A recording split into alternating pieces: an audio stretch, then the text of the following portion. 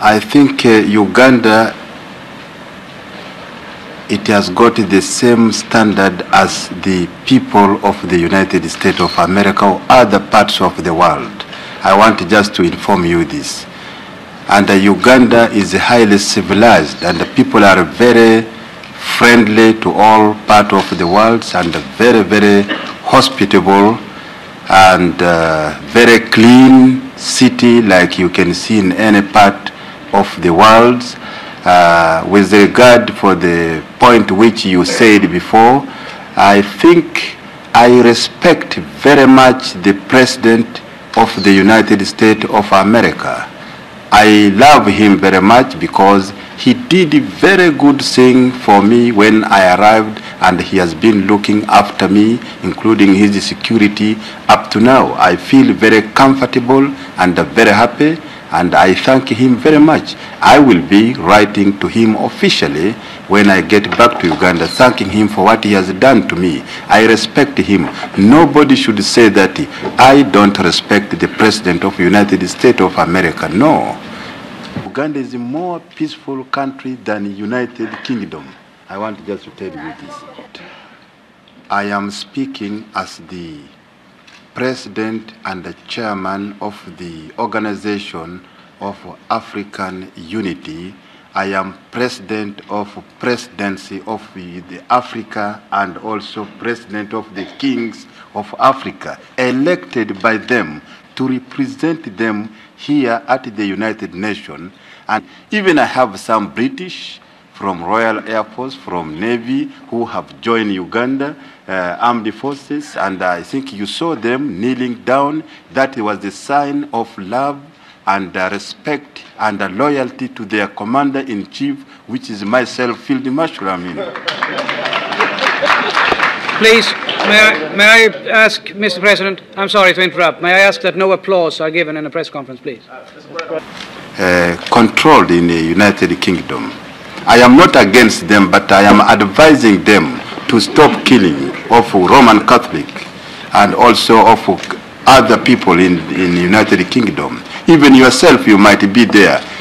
By chance, bad luck, I think you will also be destroyed by that bomb if you go there. Therefore, we fear to go now to Britain. I wanted to go from here, stop over in London, but because of this, I might consider my journey back to Uganda. And what the power has the United Nations? Are we trusting United Nations organization or not? And therefore, what discipline, if any country cannot even obey the order of the United Nations organization, what punishment can be given by the United Nations? The only thing to do with that particular country is to expel that country from United Nations. And even according to the history, there is no such a state of Israel existed until 1947. There is no state of Israel. We don't want war in Middle East. We don't want even Israelis, Jews, to be killed in the Middle East. We want peace. We want peace in Jerusalem, as I said yesterday, because the Christian, the Jews, the Muslim can live together in harmony. We don't want to see Israel dying. Even during the October War, I was the first, I think, leader went to front line to Syria, and I saw myself, and I met even, talked with the prisoners of war. Some of them, phantom pilots, were captured, some in hospital. And I talked to them, and even they told me they were forced to go. They were chained in the Phantom to go and bomb Syria and Sinai in Arab country. They did not want it to go. And even the chain which they were chained in the airplane, I saw it with even locked. And therefore they had no even morale of fighting. And I'm sure that that is why the Israelis were defeated, because most of the pilots did not want to fight. And then how can we stop this fighting, killing in the Middle East? We don't want this to happen again. And I think it is a responsibility of the Israeli government to change their mind, to stop fighting, and to obey the United Nations resolution, to withdraw from occupied territory. And you cannot keep the Palestinians, who are the owner of the lands, to be to be in the tent for more than 30 years. They have been already 26 years with the children. On top of this, they have been bombed every day. They have been murdered, slaughtered by bombs, by phantom, and while they don't have airplane. They are poor. They don't have a tractor to make them to grow more food for their family. They are being assisted by the refugees. And we don't want this state. Today, in most modern world, we wanted to see that instead of buying phantom jets, and even the reason why today I could read the paper yesterday that this New York City, I think the governor went to the president of the United States because there is a bankrupt in the New York, and because the money of the innocent United States of American people, it is being taken to arm the Israeli in order to murder the Arabs. And we don't want this. We want a development. We want to grow more food. We don't want to buy more ammunition and a bomb and kill innocent. The United Nations is here because of the peace, not because of killing or fighting. I think this answers your question. Mr. President, sir, the Israeli Foreign Minister today, in announcing your statement, says that in calling for the destruction of Israel, you are violating the United Nations Charter. What's your comment to that, sir?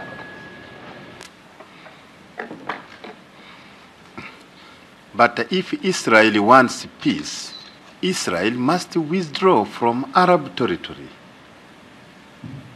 You are sure that in 1967, they captured the whole Sinai. They captured the part of the Jordan.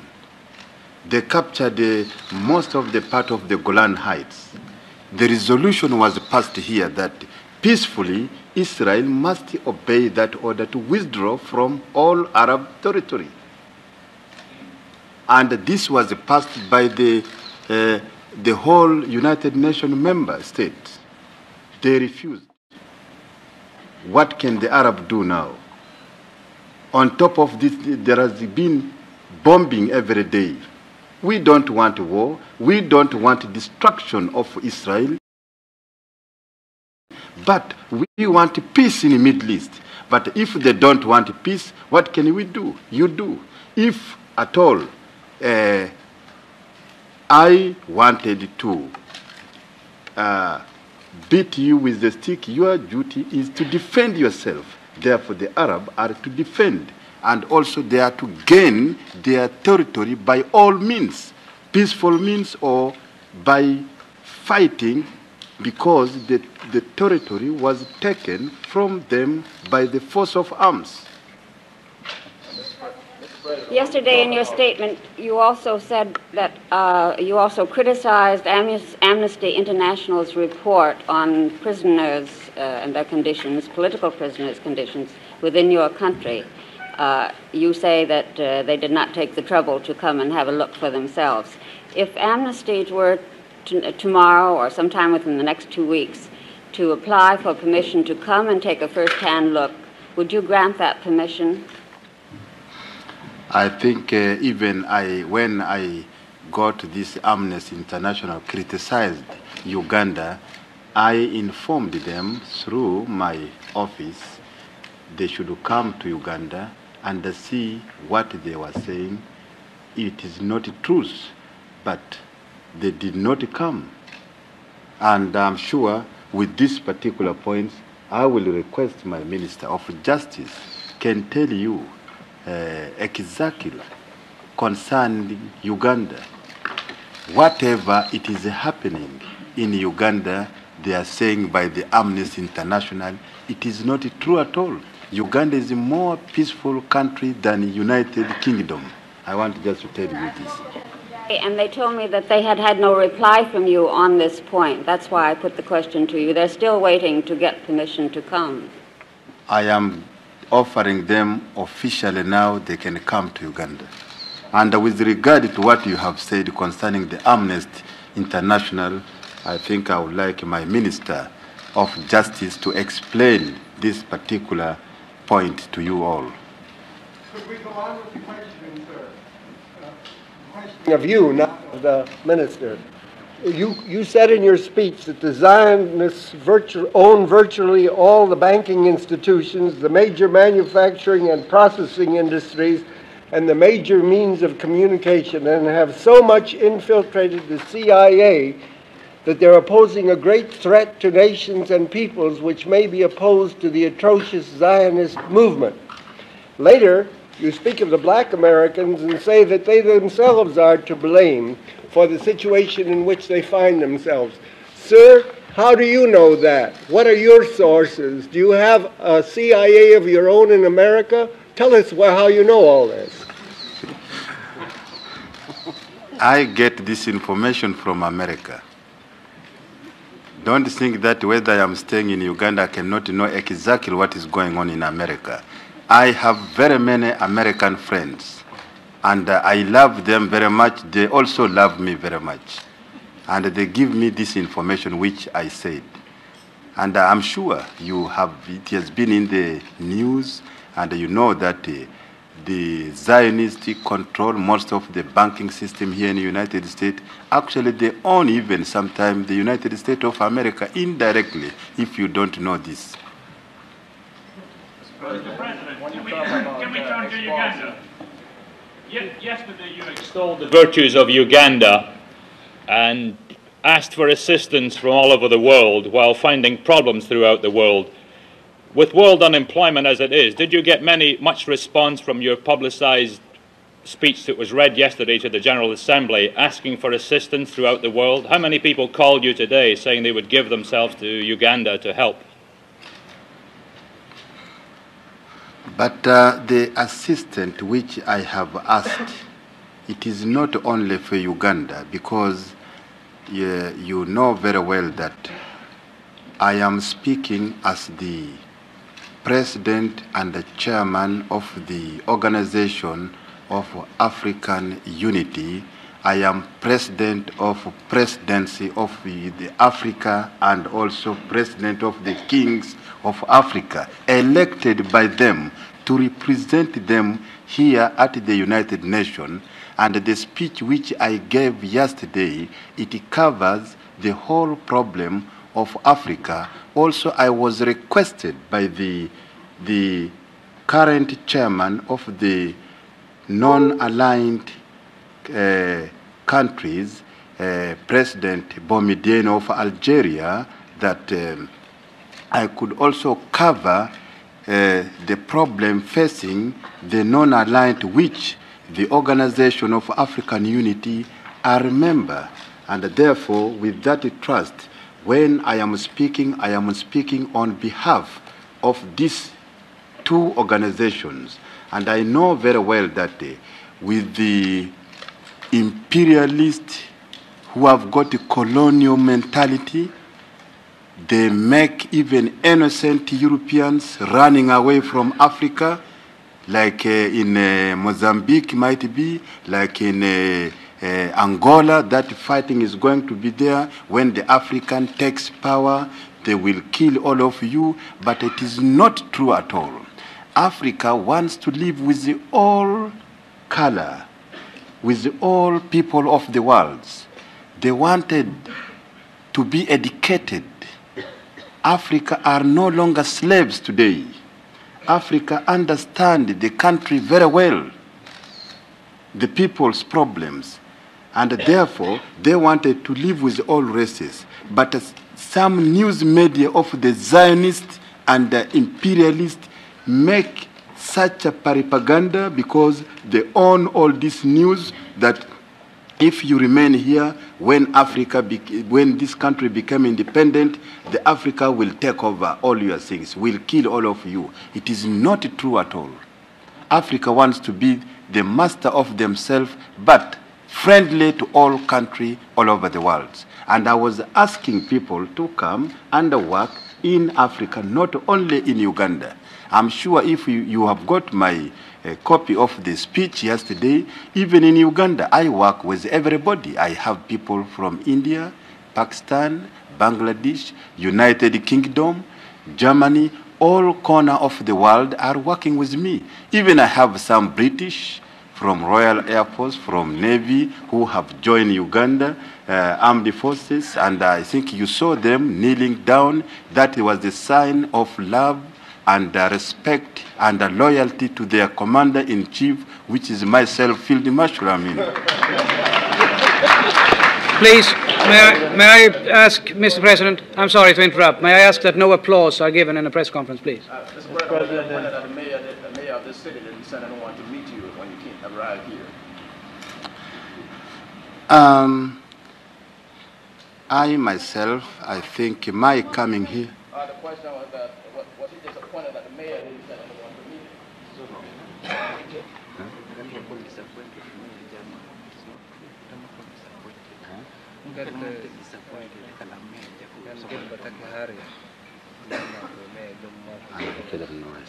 I am not disappointed because I informed United States government through United States ambassador in Mogadishu. Officially, I will be in New York in my private plane just at midday on the 1st, and I will be coming to address the General Assembly. And I was officially met by the officials of the state departments, and I am very happy. And my aim was to deliver the message from the Organization of African Unity and from the Republic of Uganda on behalf of this of Uganda and the OAU. And that is all. I am not disappointed, and I'm very happy I have delivered my message. Mr. President, in most parts of the world, at the White House with President Ford, and what is your reaction to the outcome? Can you say again? Have you sought to have a meeting with President of the United States, and what is your reaction to the outcome of this effort? My aim was not to meet the President of the United States. My main aim was to address the General Assembly with the point which I have already said in my written speech. And if at all I am to meet the President of the United States, I can make a special arrangement, or he can invite me officially to come for a state visit to United States of America. I have come here to address General Assembly in the United Nations. This is where the headquarters of the United Nations is, but not United States of America. Because of the United Nations General Assembly, it is within the United States of America. Therefore, I am to inform the President of the United States of America for my security here in the United States. I will be leaving tomorrow back to Entebbe. What would be the benefit? Would you like to make an extended visit through the United States, and what would be the benefit? I cannot make an. I cannot extend my stay in here again because I have a lot of work to do, special concerning the continent of Africa. I have a reconciliation commission of inquiry into the Angola problem, where the three liberation movement, mainly MPLA, FNLA, and UNITA, they have been fighting, and all these liberation movement are already in Kampala. I opened their meeting before I came here. They are now discussing, therefore, as the chairman of the OAU, I got to be back in Kampala. in most parts of the world, disrespect for a head of state is not considered a capital offense. Do you have in mind a codification of Ugandan law which would bring your practices into harmony with this general civilized standards in this respect? kill himself.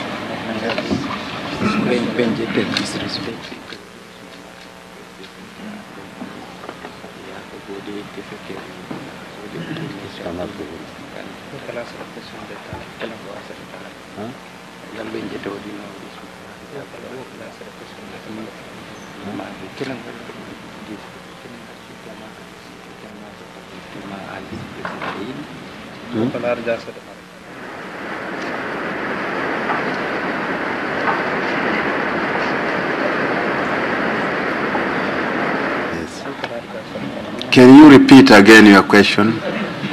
President, in most parts of the world, disrespect for a head of state, especially when it is written in a manuscript not yet published, is not considered a capital offense for which one is to be sentenced to die. Do you have in mind changing or codifying Ugandan law in such a way as to bring it into harmony with these general civilized standards of legal practice? I think Uganda, it has got the same standard as the people of the United States of America or other parts of the world. I want just to inform you this. And Uganda is highly civilized, and the people are very friendly to all parts of the world, and very, very hospitable, and very clean city like you can see in any part of the world. With regard for the point which you said before, I think I respect very much the President of the United States of America. I love him very much because he did a very good thing for me when I arrived, and he has been looking after me, including his security up to now. I feel very comfortable and very happy, and I thank him very much. I will be writing to him officially when I get back to Uganda, thanking him for what he has done to me. I respect him. Nobody should say that I don't respect the President of the United States of America. No. Mr. President, your country was reported, your government was reported as having had serious differences with another African country, Tanzania, even to the point of using a threat of armed force. What can you say about the situation between your country and Tanzania at the moment? Tanzania is a part of the Africa, and anything concerning Africa can be solved in African way. We have the Organization of African Unity. We have the chairman, which is myself, and I consider the President of the Republic of Tanzania and the people of Tanzania are our brothers and sisters of the people of Uganda, and therefore I cannot tell you anything concerning Tanzania because they are our brothers and we live in harmony with them, and might be if there is any misunderstanding, I am confident and sure can be solved by the good office of the Organization of African Unity. We have got a very good, brilliant, respected leader in Africa. They can solve the problem. But I don't think at all if we have any problem with Tanzania. Even now I am here, I left Tanzania, are playing games with Uganda in Uganda. We have Tanzanian working there. We have Tanzanian delegation even now in Uganda. Therefore, you know that you are several thousand kilometers away from Uganda or East Africa. You will not know exactly what is going on in Africa. I think that is your answer. Mr. President, why did you find it necessary in your speech yesterday to criticize Britain and the events in Britain? Britain, they are my friends. I love them very much. You saw I've been recruiting even them giving them even citizens. But what I don't want in Britain, I don't want a civil war in Britain. Britain have been my former masters, colonials, and therefore they are very good people. And I love them very much. I don't want to see that Protestant killing Catholic or Catholic killing Protestant. It is a disaster with the country like that of Great Britain. We, the former colony of British, feel embarrassed completely, very bad. We don't want this. We want peace in Britain. We don't want people going to England or London, then they are scared of bomb because within 2 minutes, 5 minutes will be bombing, and you find children, women, men are being murdered on the street, and we don't feel happy, and therefore the situation must be controlled in the United Kingdom. I am not against them, but I am advising them to stop killing of Roman Catholic and also of other people in the United Kingdom. Even yourself, you might be there. By chance, bad luck, I think you will also be destroyed by that bomb if you go there. Therefore, we fear to go now to Britain. I wanted to go from here, stop over in London, but because of this, I might consider my journey back to Uganda. Mr. President, you... Commonwealth, and the Prime Minister's Conference, for example, in relation to OAU, because you didn't go to Jamaica this year, but you offered assistance. Yes, I didn't go to Jamaica, but I did send a representative of Uganda. But I think now British are in European Economic Community, and therefore I don't think really if the Commonwealth is doing a lot of things for the Commonwealth country, because we have OAU, we have East African Community, and we are getting even better every day. And I think Commonwealth now became like a club or some, I think our former colonial club, in case we wanted to meet the former colony, we can meet. But I think this particular point of Commonwealth, it is not very, very important to me, because we want where we can benefit, where we can trade between the countries. We want a place where we can be very productive, and this is what we want. Mr. President, you invited people to come to Uganda, and I understand also journalists. In the case journalists will come and write about Uganda and maybe about you in a critical sense, wouldn't there be the danger they could face a fate similar to the fate of this British professor who lived in Kampala? But this British officer, he told me that he was actually writing nonsense. It was not true at all what he has written. He was forced to write this article against me by the British government, and also he was working for the secret organization in the United States of America. This is what he told me in his confidential letter, and he disclosed to me a lot of points that also their organization are working for eliminating or murder of some brilliant, strong leader like me. This is what he told me. But I think his case is finished. But if you are a journalist, you must write the truth about the country, about the leader. But you must not write something which is not true. President, last year your foreign minister was here, and she talked a great deal as you are talking today, and now she has gone to England, that dangerous place you were talking about. I wonder if you could explain why. It is up to her. She asked me. I told her she is free to go anywhere in the world. And I think you are also free to go anywhere. If you want to come to Uganda, you can come. Mr. President, we have seen pictures of you. It is up to you. The flogging of policemen. We have heard of your evicting thousands and tens of thousands of Asians, and many acts of cruelty are ascribed to you. Is this the wave of the future that you're promising with all that love? Can you repeat your question?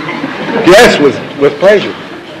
We have seen pictures of you applauding the flogging of policemen. We have seen and heard stories, many of them, which are all validated, of thousands and tens of thousands of Asians being evicted from your country. You took their property, you didn't pay them. Is that your wave of the future? Is that all the love you're mentioning all this time? I think you believe in rumors, and some of this picture, it is not might be from Uganda. I think the people whom I sent away of the British citizens, they were controlling 99 economy of Uganda, all business, industries and everything. And on top of that, I requested them when I took over in 1971. The power was handed over to me by the members of the armed forces. I asked them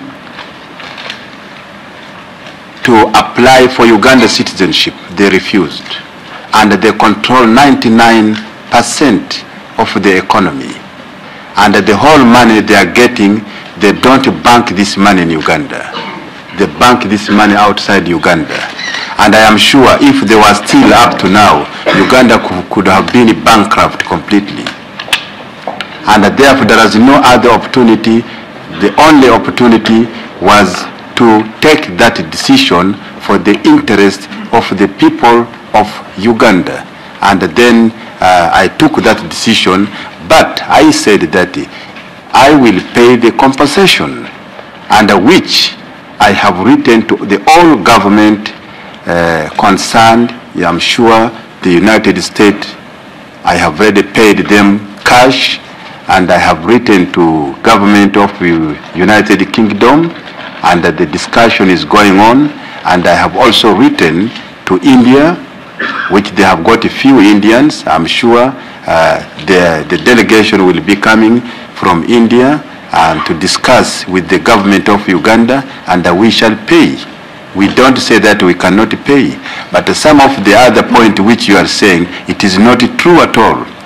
You will find that Uganda is one of the best country in the world, I will say, as a president of that country. Mr. President, you were talking yesterday. We have used up our 30 minutes, and I thank you very much for coming to this press conference. Thank you.